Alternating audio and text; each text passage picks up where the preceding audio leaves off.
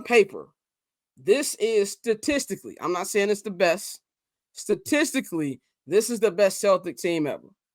Just all straight up, they have a historic offense, historic defense, all that. They're supposed to win.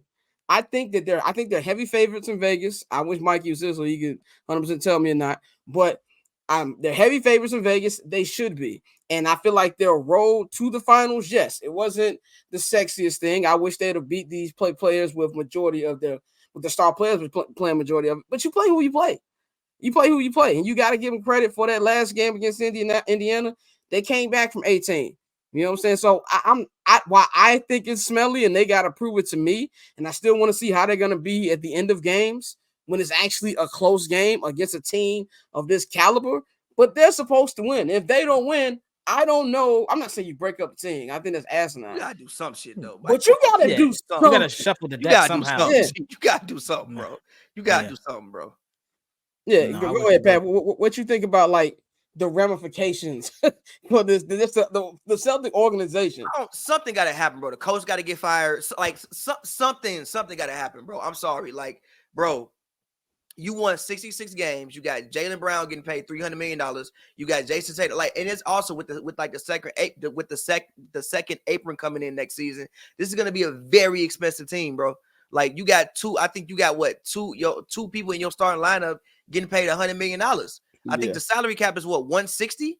Oh, well, Tatum's about to get paid. It's going to be generational. Yeah, they about to get their supermax. Yeah, so you got two people on basically supermaxes. So you got maybe 120 between two players and $50 million for the rest of the roster. And you just signed Holiday, if I'm not mistaken, for like 4 years, one something. Yeah, he got like a 130 deal or something like that. That's already, like, bro, this is going to become a very, very expensive team. And if they haven't shown the ability to be able to win, like the big one, win it, then you have to look to make some changes at some point. I don't know what those changes are, but heads got to roll, bro. Especially if they go out there and lose in embarrassing fashion. Shout out my guy, my bad, Fabi. Shout out my guy William Latte Larry. Yeah, we are curb enthusiasts. Shout out to you for being a member. Go ahead, Pat. Now, if you go out there and lose on like a last minute buzzer beat in game 7, all right, man, you know what, whatever. But if you go out there, you losing. No, hold on. He can't get cooked on that last minute, but he can't be on defense. He can't get cooked. He can't be the one. He can't get Paul George. So if he get Paul George, it's gonna get ugly out here, boy. Yeah. So yeah, man. I don't. If they do lose, I don't know what they do, but something got to get done. That is for somebody who make way more money to decide than me, but they got to decide something. Yeah, and I think it would obviously have to be just the reshuffling of the role players in some fashion, because as much as we want them to finally get a ring, you don't break up Tatum and Brown, like, you, in my opinion, unless if I can't even say which one you would move, because obviously they both are extremely valuable. There's no trade unless Greg Popovich got drugged and said, "Do you want Wemby?" There's no trade. Yeah, like there's no trade based off what they've accomplished together and the age that you would do that is really worth it in my eyes. So I think if you saw anything with a loss, it would be a reshuffling of the role players, and even with the coach.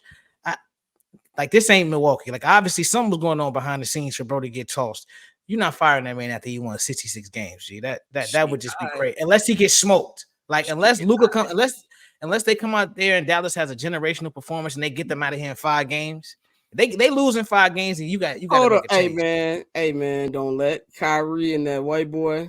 We talk about Caitlin Clark. Y'all better thank y'all lucky stars Luka ain't from Kentucky. Nigga, you think you heard Caitlin Clark discussion? You ain't heard every billboard in America, boy. You better be lucky this nigga's from Slovenia. Like, yeah, like I'm with you. I don't know. Like you said, Pat, like, it's not. This is Brad Stevens' job to figure out they don't. They have to. If they lose, it has to be in. Man, they gave their best. You know what I'm saying? One of them type of situation. It has to be like how the 2007 Patriots lost. Like. Yeah. Come on. Some miracles happened, G. Tyree wasn't even in the league 2 years later. Like, literally, that was his last catch in the NFL. It was. It's even worse. It's his last catch in the NFL. Which is funny. He didn't know. He didn't play the next season. He didn't play the next season.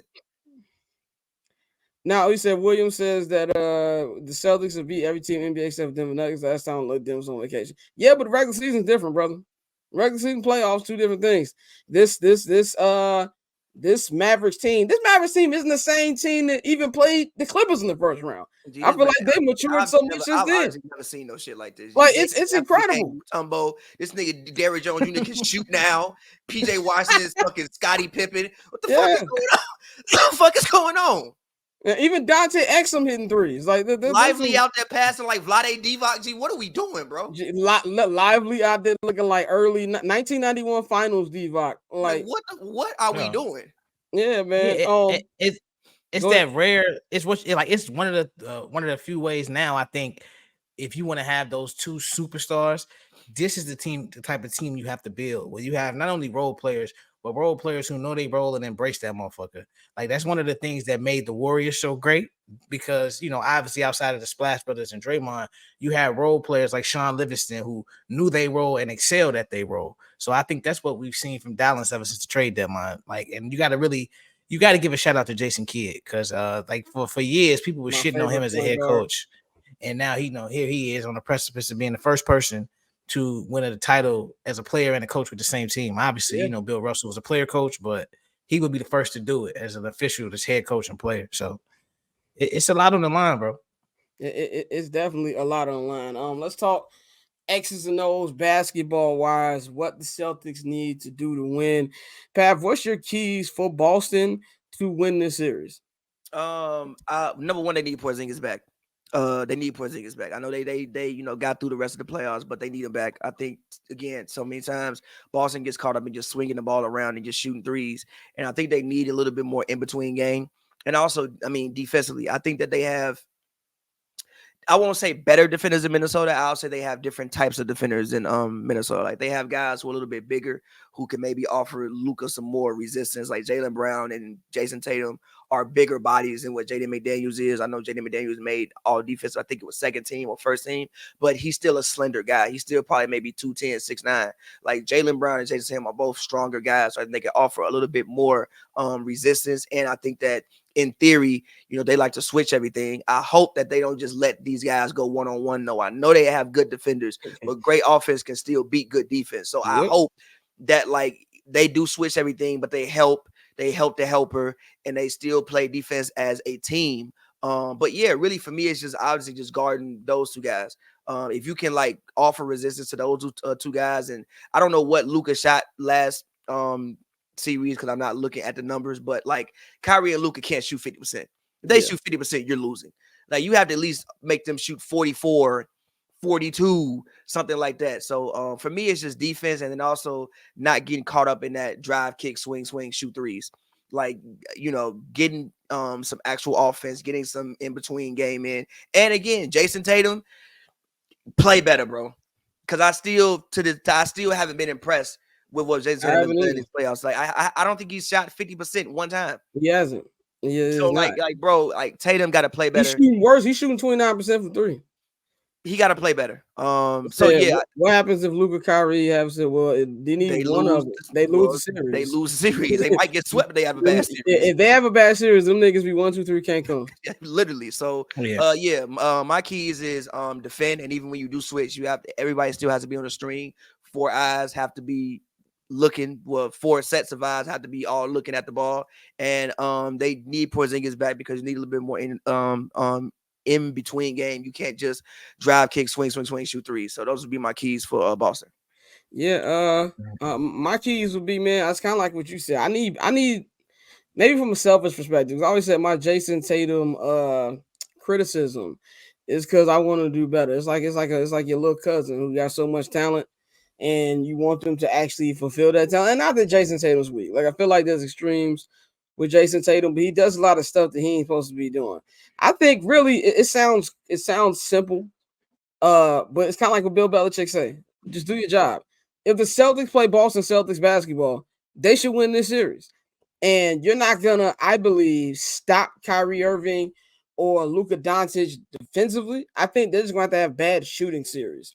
As you saw in the game that they did lose to Minnesota, when they could have swept, it's because Kyrie and Luka didn't shoot well, especially Kyrie.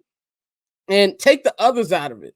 You can't allow Daniel Gafford to be Macumbo. You can't allow Lively to be out here doing hee. You can't be allowing none of that. If you got PJ Washington on Lucky doing this, you niggas going home.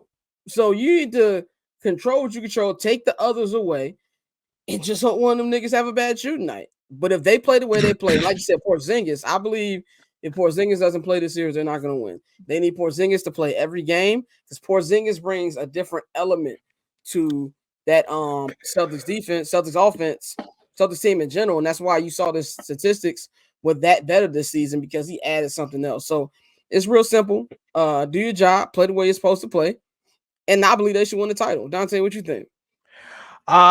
I somewhat agree, but I'll say this. I think it's one of those situations where, in terms of how you defend Dallas, like I said, it's going to be tough to stop both of them, but you have to try to at least hinder one. Because if you have a situation where, some people say, well, let them get theirs and let the role players lock them all up.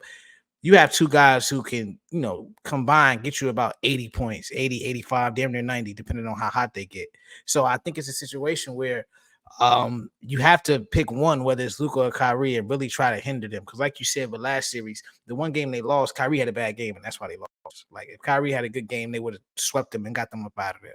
So that's fucking how I lost feel because with Cat was out there playing like ass the whole time. That's why they lost like that. Cat was out there shooting 20% from 3 and 30% from the field, and they were still only losing about 5 points. That's why they lost.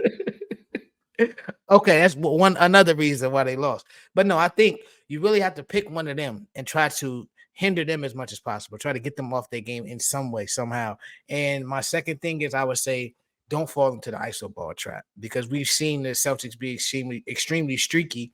And if you get into the iso ball trap and Jason Tatum, go out there and shoot 1 for 9 for 3, and Luka and Kyrie start lighting shit up, then that's when I think it can get ugly for Boston. So those are my two keys to victory for Boston because, I picked them before the playoffs started. So I really think they should get this done, but it's going to be a good series. Yeah, you've been holding the fort strong all season. You've been saying that I'm gonna bring Bang Wom's bands back. This nigga pressed the same button the same time I'm doing. He said I'm back like he wanted me to add him in there. Nigga, oh my God. I'm back. There we go. Remember, I got the same accents you got. How you forget? You should have just came in there then. You said I was about like to. I was so I could lead in, fam. So I just won't pop up. And y'all be like, oh, there go that nigga. Yeah. Go ahead, though. The floor is yours, brother. What you think about this on the Celtics side for this finals? Like, I don't know if you. I can see you yelling in the chat areas. I don't know. You was pulling to me, but I wasn't yelling. I was calmly trying to talk down an employee after some shit. Yeah, man, boy. So yeah, what like the keys for the Celtics? Keys for the Celtics and what's on the line for the Celtics? Oh, what's on the line? Hey, shit on the goddamn line, fam. But embarrassment. Yeah, I was watching TV today, and as we were saying earlier, it's funny seeing the legacy of two 25-year-olds hanging in the balance, like they ain't 25, like these niggas gonna retire, like next year. But at the same time, when you are the Celtics and you go to all of these Eastern Conference Finals and you do go to a finals and you do not win a championship, the pressure starts to mount. So the pressure is on the Boston Celtics to win, especially how they ran through the East. Running through the East the way that they did also puts a certain amount of pressure on you because after a while, people tend to think that you will dominate. That being said, I think some of the keys for the Celtics is, can Jason Tatum bounce back? Can he match? You look at the two best players on the team, on both teams, right? Do you have enough to beat those? And then also, what about the other players on the team? Like Porzingis looks like he's gonna come back. Can Mazzulla, can he not could he not be out coached by Jason Kidd? Could he not do stupid shit? Like there's a lot enough from the Celtics on the Celtics side where you definitely have some questions, but when you run through your conference the way that you do, and you have, I guess, two of the top 10 players in the NBA, top 15, If anybody want to debate it, and Jason Tatum and Jaylen Brown, you should do that. And William, I'm talking about the Eastern Conference Finals, not talking about just the NBA in this case, just sticking it to the Eastern Conference Finals, because we don't give a damn about the regular season no more. That's why. But shouts out to you, William D. Jacksonville. But yeah, we'll see what happens, but it's a lot of pressure on him. That paper on these player haters, old news, money on the other line, so I'm not gonna hold you. Money on the other line, so I'm not gonna